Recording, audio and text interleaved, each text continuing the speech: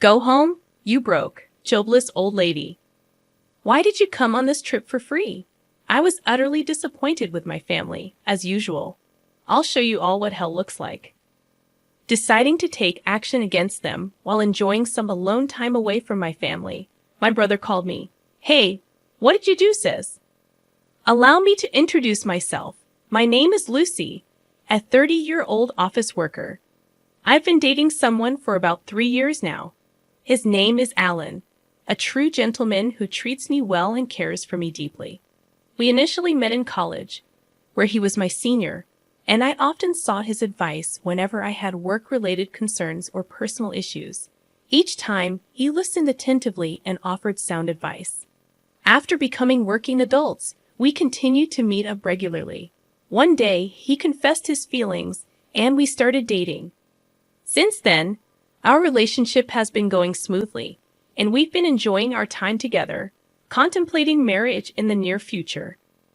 Then, one day, Alan proposed to me. Lucy, I want to spend the rest of my life with you. Will you marry me? Yes. And so we decided to get married. We immediately informed our families about our engagement. Nice to meet you, I'm Lucy. Oh, we finally meet, huh? I've heard so much about you from Alan. You're just as cute as he said. I don't know about cute. Go on, have some confidence. Come in, come in. Thank you. Alan lost his father a few years ago, and now only my mother-in-law-to-be lives in his family home. I was anxious about whether I'd get along with her, but she's turned out to be incredibly kind and wonderful. We had a delightful conversation over tea and snacks. Lucy, you're such a wonderful person. I'm so happy you're going to be Alan's wife. Mother-in-law showered me with compliments, something I wasn't used to, leaving me a bit flustered. I'm looking forward to your wedding. See you, Mom. Thank you for today. The meeting ended on a positive note, and I felt relieved. But next, I had to introduce Alan to my family, a thought that instantly brought me down. The reason is, I don't really like my family. The root cause lies in how my parents treated me since I was a child. Both my parents excelled in sports. Mom was into track and field, and Dad was a soccer player. They were so good that they got into college on athletic scholarships, and naturally, they expected their children to excel in sports as well. However, I didn't have the athletic ability they hoped for. My parents always wanted me to excel in something, so they had me try out various sports. I remember doing basketball, swimming, table tennis, and even figure skating. But the truth is, I was never athletically gifted. I was average at best, and that wasn't sufficient to gain acknowledgement from my parents. They were clearly frustrated. Then my brother Kyle was born, with high hopes for a boy. They also immersed him into sports. Turns out, Kyle had a knack for soccer. When the local youth coach identified his talent, my parents were thrilled and shifted all their attention to Kyle. Kyle is truly a genius. Our child is definitely something special. Their words implied that I was the exact opposite. A disappointment. They favored Kyle in everything and acted like I didn't matter. Even as I grew older into middle and high school, they never paid me any attention. I focused on my studies and excelled, but they dismissed my efforts, saying being good at studying is meaningless. When I wanted to go to college, they told me they couldn't afford it, so I used scholarships to get by. Meanwhile, Kyle continued to excel in soccer and even got into high school on a soccer scholarship. My parents were ecstatic. He's definitely going pro. We can do anything for Kyle. Growing up so adored, Kyle started to look down on me. Lucy, you're such a loser and a jinx. Even Mom and Dad don't like you. If you aren't here, they could invest more in me. You're such a burden. Kyle would often insult me like this, and my parents never corrected him. You really are a burden. Wasting money on you is what they mean by unnecessary expenses. Hearing this from my own family crushed my self-esteem.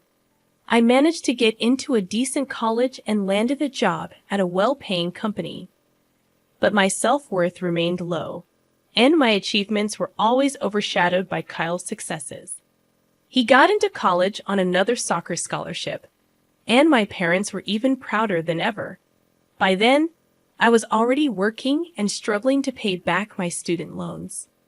Kyle was still living at home, showered with love, attending college and playing soccer. But the path to becoming a pro wasn't easy. In the end, Kyle couldn't go pro and had to find a job. Still, my parents were proud, and Kyle continued to live happily at home. Every Christmas, when relatives gathered, my parents forced me to attend. They introduced me as their disappointing daughter and Kyle as their pride and joy. But Lucy is doing well and has a stable job. Even when relatives said that, my parents would brush it off. Seeing this, I was always disheartened. At some point, I stopped participating in Christmas gatherings. I ceased attending family gatherings and felt apprehensive about introducing them to my fiancé, Alan. Despite being aware of my family's attitude, Alan still desired a family meeting. After years of hesitation, I made the decision to return home. I called Mom to share the news, but her response lacked warmth or inquiry about how I was doing. It was disheartening, considering it was my first contact with her in several years. I'm getting married, and my fiancé wants to meet the family. Can we arrange that? I asked tentatively. Why should we go through such trouble? Just get married on your own, Mom replied coldly. Her response left me disappointed. Then I heard Kyle's voice in the background. Mom, who are you talking to? It's Lucy. She wants to have a family meeting because she's getting married, Mom explained. Really? Sounds fun. I want to see how lame her guy is. Let's invite them, Kyle chimed in. If Kyle says so, then fine, Mom relented. All right, you can come for the meeting. Feeling a mix of emotions after overhearing their conversation, I decided to visit my family on my next day off. Alan warned me to be prepared for the possibility of them treating us poorly. Yeah, I get it. But if that phone call was any indication, you've got quite the family, huh? Alan remarked. This isn't a joke.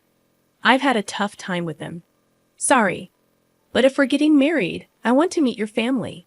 We'll make it quick and leave, okay? I replied. And so we drove to my family home. No one answered the doorbell, so I used my key to let us in. As we entered the living room, I saw my family sitting on the sofa. I was surprised to see an unfamiliar young woman there, but I decided to proceed with introductions. Hi, everyone. It's been a while. This is my fiancé, Alan. Nice to meet you all, I said, introducing him. My family's reactions were unexpected.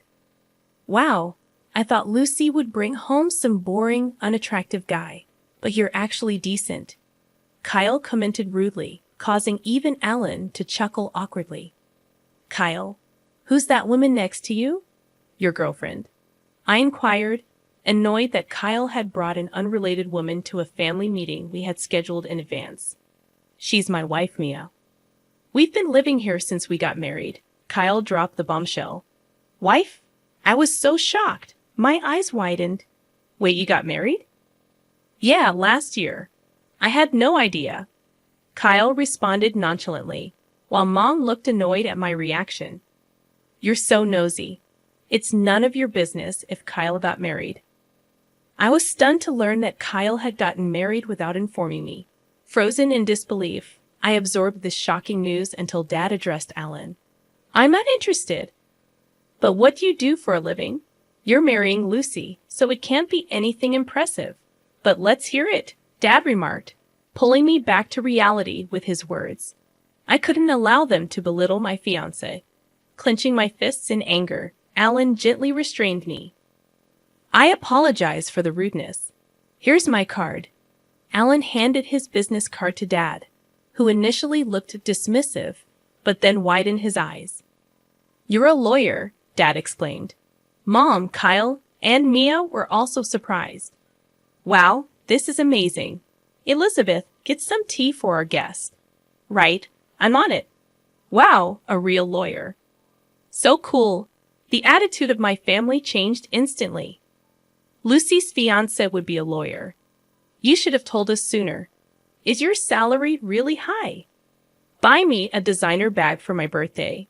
Mia's audacity was surprising, especially considering it was her first meeting with Alan. Alan responded with a wry smile. You can't say such things to my fiancé. even though it's our first time meeting each other. We're going to be family, so let's get along, he replied calmly. At a meeting between both families, my parents and Kyle's family were very active participants. Even my mother-in-law seemed a bit taken aback by their enthusiasm. After the meeting, I apologized to my mother-in-law, but she had already heard from Alan. Don't worry about it, she said with a smile, which relieved me. My mother-in-law was genuinely a good person. 2 months later, Alan and I got married. My family, who had always been indifferent to me, all attended. After the wedding, they started contacting us frequently. Why don't you two join us for dinner sometime? We know a great restaurant, Mom would say over the phone, her voice full of enthusiasm. I suspected they were after Alan's money since he was a lawyer, but I wasn't falling for that. We're a bit busy, so we can't make it right now. We'll let you know when we can, I replied cautiously. All right, we'll be waiting. We're free any time, Mom said, her voice full of enthusiasm. I was thoroughly disgusted by their lack of genuine care for me. It was clear they only wanted to exploit my marriage to a wealthy man. After not contacting them for a while, Mom called again a few months later. When are you going to join us for dinner, Lucy? She asked in a cloying voice. Sorry, we're a bit busy, I replied, ready to hang up. But then Mom continued. We're planning to celebrate my half-century birthday. Your father and I did raise you through high school, you know. It wouldn't hurt to show some gratitude. I could sense her growing impatience for us to treat her well, but she had a point. I had paid my own way through college, but my parents had supported me until then. Maybe it was time to show some gratitude. As Mom turned 50, she invited us to join the celebration. All right, we'll join the celebration, I agreed reluctantly. Really? We're planning a family trip, so come along, Mom exclaimed with excitement.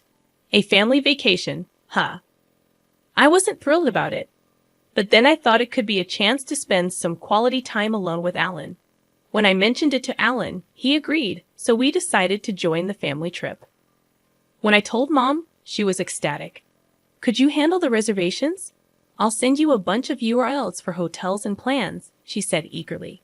Reluctantly, I checked them out. They were all for luxury hotels and high-end restaurants. How extravagant did she plan to be? I was annoyed by my family's endless demands, but figured this might be a one-time thing, so I went ahead with the bookings. When I called to say the reservations were complete, Mom was overjoyed. I can't wait. Thank you, she exclaimed. Finally, the day of our half-century family vacation arrived. We planned a trip to Florida. We boarded the plane, and everyone seemed excited. Both my parents and Kyle's family seemed to be having a lot of fun. Upon landing, Alan and I told the family we'd go our separate ways. They tried to get us to shop for souvenirs with them, but we dodged that bullet and went off on our own. We agreed to meet up for dinner at the high-end restaurant we had booked. Time flew by as Alan and I enjoyed seeing the sights, and then we arrived at the restaurant where our parents and Kyle's family were already waiting. You're late. Well, we still have 10 minutes until our reservation, Mom said. Suddenly, Mom and the others changed their tone. We weren't talking to you. Well, we have business with Alan, not you. Thank you for covering the cost of this fancy dinner and hotel stay, they remarked. Alan was confused, and Kyle and the others turned to me. You're done here, Lucy. You don't deserve any of this, you parasite, they shouted. What are you talking about? I asked in confusion. Go home, you jobless loser. What's your deal coming on this trip for free? Their words stung deeply. I was utterly disgusted by my family's behavior. It became evident that they intended to exclude me from the start. You'll regret this, I whispered to Alan. Fine, I'll leave now, I said aloud. Our parents and Kyle's family looked smug as they entered the restaurant with Alan. Quickly, I made other arrangements. Fortunately, a good hotel had a cancellation, so I booked a room and checked in. I relaxed in the lounge with a great view, sipping coffee when Kyle called. What did you do, Lucy? What do you mean Alan's gone? He interrogated. I have no idea, I replied calmly. He's usually clueless but sharp when it matters. Sure, but it's no big deal. I told him I'm staying at another hotel, so he should join me. You're kidding. Alan left before the food arrived and never came back. We had to pay the bill, Kyle explained. Well, it's Mom's special celebration, isn't it? I retorted. Shut up. You'll get the bill later, Kyle snapped before hanging up. Soon after, Alan arrived at my hotel grinning. Did it work? Were they mad? He asked eagerly. Yeah, they were furious. They're hopeless. You were going to pay for everything, and they still acted like that. I explained, watching as even Alan was dumbfounded by their behavior. We shook it off and enjoyed a meal at the hotel's upscale restaurant. Returning to our room, we relaxed and woke up refreshed the next morning. We got up and enjoyed some sightseeing. We didn't want to fly back at the same time as our parents, so we changed our flight to an earlier one. While waiting for our flight, Mom called, furious. Hello, what's up? I thought you didn't need me for anything, I answered. What's the meaning of this? Why is the hotel bill due at checkout? That's not how I made the reservation. Don't joke around. We can't afford $11,000 per person. If you enjoy the luxury, you should pay for it unless you want to get arrested. Stop it. You're so arrogant for a parasite. You're the one who needs to stop. She ranted angrily before I ended the call. I had planned to cover all the expenses for this trip as a gesture of gratitude for all the years of support you've given me. But you messed up by kicking me out, I expressed, a hint of disappointment in my tone. Wait, you were going to pay for all this? Mom's voice betrayed her surprise. That's what I've been saying. There's no way you could afford that, Dad interjected skeptically. Don't underestimate me. I work at the headquarters of a major corporation and even serve as a manager. I earn significantly more than Dad and have substantial savings, I explained firmly. Really? Mom was left speechless. But at that moment, it didn't matter anymore. I had decided to cut ties completely. I have to board the plane now, so goodbye, I declared, feeling the need to sever the conversation. Wait, hold on. Mom's voice trailed off as I hung up and promptly blocked all their numbers. Luckily, they didn't know where we lived or worked, so they couldn't show up unannounced. However, my foolish family decided to storm the law firm listed on Alan's business card. They caused a scene, demanding to see Alan and disrupting business. Kyle even broke some office equipment, leading to their arrest. After splurging on the family trip, they now had to pay damages and fines. Both Dad and Kyle were fired from their jobs, and now they're all working part-time jobs, living in poverty, and constantly fighting. Talk about getting what you deserve. Meanwhile, Alan and I continue to live happily. I'm pregnant, and we recently celebrated the birth of our beautiful daughter. With my mother-in-law, I plan to cherish my family, Alan, my mother-in-law, and our daughter, and live a joyful, fulfilling life.